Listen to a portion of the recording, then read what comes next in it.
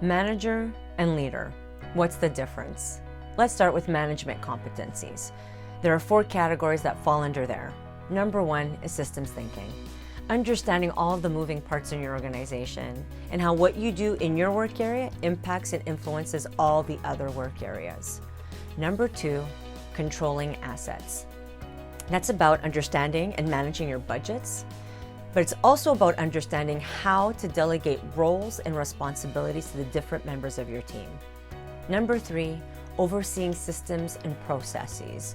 This simply could be your IT systems and your policies. It's about understanding how to leverage those to ensure that you're achieving organizational goals. And last but not least, achieving results. You have to understand what the quarterly performance targets are and how to evolve those in order to be achieving your organizational goals. Now let's focus on leadership competencies. Those are the 4 domains of emotional intelligence. So let's start with self-awareness. Self-awareness is about understanding what your strengths are and your areas of growth. It's also about knowing what your emotions are and your triggers and how to manage and regulate those.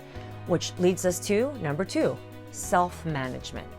Now, self-management is more than just managing your emotions. It's also about taking initiative and displaying and demonstrating hope for the future.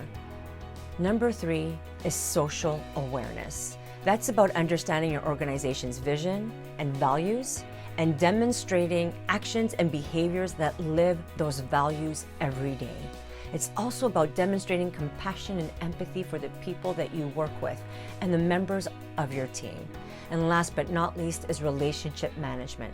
It's all about developing trusting bonds with other people, managing conflict, and investing in other people's growth as well.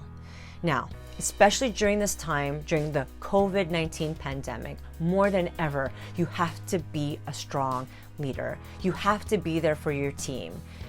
Yes, you still have to think about the organization and their goals and its goals, but you also have to be thinking about your team.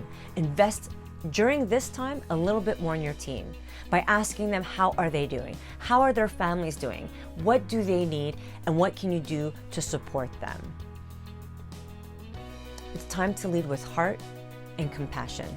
I knew a guy who said he would walk through a wall for his manager because she would walk through a wall for him and his team every day. It's your turn to walk through a wall for your team. You have to choose to be a leader that they would want to follow. So stay safe, healthy, and calm.